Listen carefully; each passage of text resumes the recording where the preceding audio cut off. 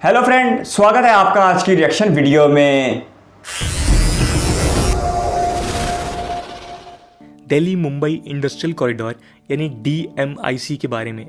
ये corridor government of India के एक वास्ट और futuristic national industrial corridor programme में डेवलप किया जाने वाला है। ये कॉरिडोर गवर्नमेंट ऑफ इंडिया के एक वास्ट और futuristic national industrial corridor programme में डेवलप किए जाने वाले 11 कॉरिडोर्स में से एक है, जो इंडिया के दो बेहद इंपॉर्टेंट और मेजर शहरों को जोड़ने का काम तो करेगा ही, साथ ही साथ रीजनल डेवलपमेंट को बूस्ट देगा। फाइनेंशियल एक्सप्रेस ने जुलाई 2018 की एक रिपोर्ट में मेंशन किया है कि DMIC का आइडिया सबसे पहले 2007 में सामने आया था, पर 2011 तक कैबिनेट अप्रूवल मिला। एनालिस्ट के मुताबिक 2014 से 15 तक DMIC हार्डली शुरू हुआ था। दोस्तों, DMIC का इंफ्रास्ट्रक्चर डेवलपमेंट केवल रोडवेज नहीं बल्कि रेलवेज द्वारा बनाया जा रहा है। वेस्टर्न डेडिकेटेड फ्रेट कॉरिडोर या फिर कहें WDFC, वो भी लॉजिस्टिक सपोर्ट और फास्ट डिलीवरी ऑफ गुड्स में काम आएगा। इस नेशनल इंडस्ट्रियल कॉरिडोर प्रोजेक्ट का ओवरव्यू देखें तो DMIC प्रोजेक्ट में WDFC ट्रांसपोर्टेशन बैकबोन मानी जा रही है, जबकि eastern DFC Amritsar Kolkata industrial corridor project की बैकबोन होगी। अदर इंडस्ट्रियल कॉरिडोर प्रोजेक्ट्स जैसे चेन्नई बेंगलुरु इंडस्ट्रियल कॉरिडोर और बेंगलुरु मुंबई इंडस्ट्रियल कॉरिडोर के लिए नेशनल हाईवे 4 बैकबोन का काम करेगा। इस तरह किसी भी इंडस्ट्रियल रीजन डेवलपमेंट के लिए रोड्स, रेलवेज और ट्रांसपोर्टेशन के रोबस्ट तरीके बहुत इंपॉर्टेंट होते हैं। आज इस वीडियो में हम ऐसे ही एक कॉरिडोर यानी कि DMIC के बारे में चर्चा करते हैं। नमस्कार दोस्तों, मेरा नाम है आदर्श और स्वागत है आपका स्टडी IQ में। इंडस्ट्रियल कॉरिडोर्स का सीधा और सिंपल मतलब होता है अलग अलग सेक्टर्स और इकोनॉमीज के अलग अलग इक्वेशंस का इंटरडिपेंडेंट होना। इससे इंडस्ट्री और इंफ्रास्ट्रक्चर के बीच इफेक्टिव इंटीग्रेशन होता है और ओवरऑल इकोनॉमिक और सोशल डेवलपमेंट किया जा सकता है। Industrial corridors world class infrastructure जैसे हाई स्पीड ट्रांसपोर्टेशन, रेल या road network, state of the art cargo handling equipment के साथ ports, modern airports, special economic regions, logistic parks, knowledge parks, townships etcetera में शामिल होते हैं। DMIC भी इसी वर्ल्ड क्लास स्टैंडर्ड से डेवलप किया जा रहा है। DMIC का budget reportedly 90 to 100 billion dollar बताया जा रहा है, जिसमें कई हिस्सों में इन्वेस्टमेंट किए गए हैं। ये प्रोजेक्ट दिल्ली से मुंबई के बीच 1483 किलोमीटर का डिस्टेंस कवर करेगा। 2006 में शुरू हुए इस प्रोजेक्ट के लिए गवर्नमेंट ऑफ इंडिया और गवर्नमेंट ऑफ जापान के बीच MOU साइन हुआ था। इसके चलते इम्प्लीमेंटिंग एजेंसी के रूप में DMIC डेवलपमेंट कॉर्पोरेशन यानी DMICDC 2008 में बनाई गई थी। इसमें गवर्नमेंट ऑफ इंडिया के 49% इक्विटी स्टेक्स हैं और JBIC के 26% स्टेक्स हैं। बाकी स्टेक्स गवर्नमेंट के अदर फाइनेंशियल इंस्टीट्यूशंस होल्ड करते हैं। इस प्रोजेक्ट के फर्स्ट फेज के लिए जापानीज गवर्नमेंट ने 4.5 बिलियन डॉलर का financial support air cutting edge technology के साथ जापानीज पार्टिसिपेशन अनाउंस किया था।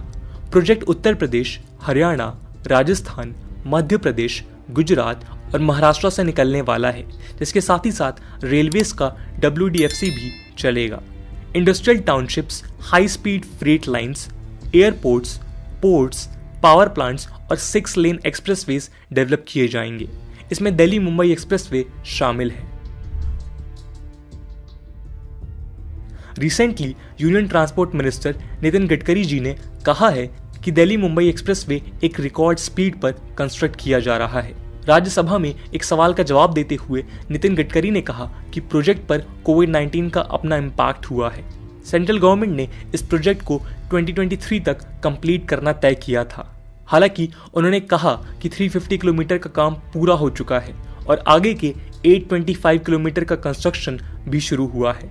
बाकी बचे स्ट्रेच के लिए भी बिड्स इस फाइनेंशियल ईयर में पूरी होने की संभावना है।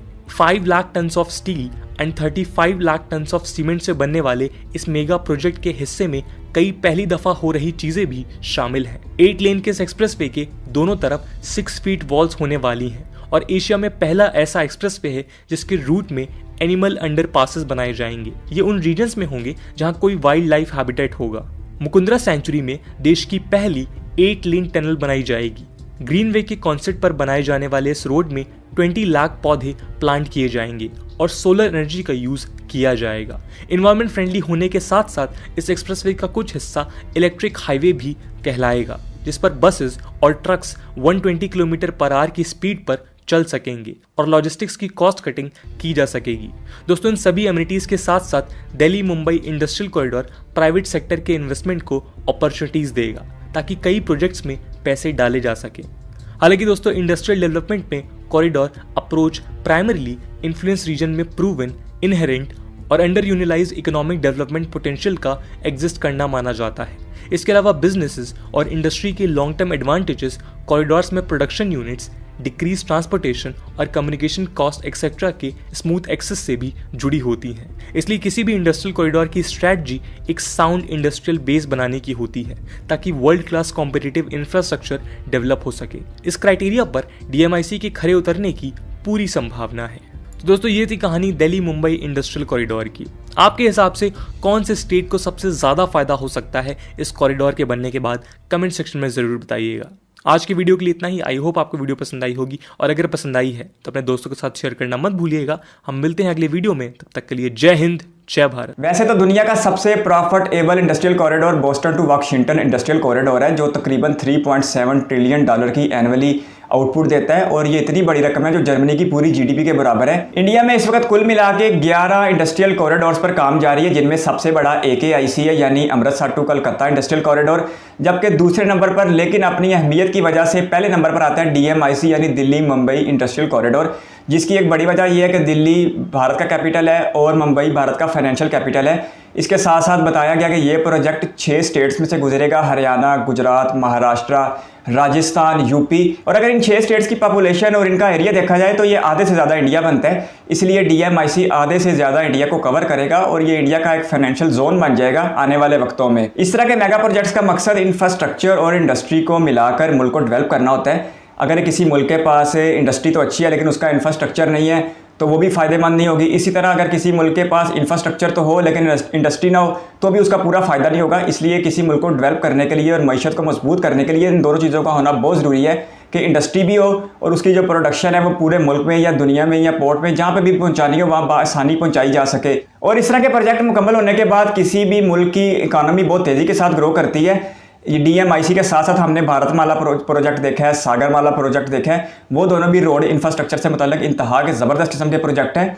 ये जो हमने DMIC देखा है, इसमें एक सबसे अहम जो प्रोजेक्ट मुझे लगा है वो Delhi to Mumbai expressway है। बहुत कमाल का, बहुत ज़बरदस्त है। 8 लेन का ये रोड होगा, लेकिन इसमें एक्सटेंड करके इसे 12 तक भी ले जाया जा सकेगा फ्यूचर में। इस एक्सप्रेस वे के दोनों तरफ 6 फीट की दीवार बनेगी। इसके साथ साथ जो मुझे सबसे अमेजिंग बात लगी वो ये थी कि जब ये एक्सप्रेस वे जंगली इलाके से गुजरेगी, वाइल्ड लाइफ को तंग नहीं करेगी बल्कि अंडरपास में बदल दी जाएगी और उसके ऊपर जंगली माहौल होगा, यानी कि जो जानवर हैं वो भी परेशान नहीं होंगे।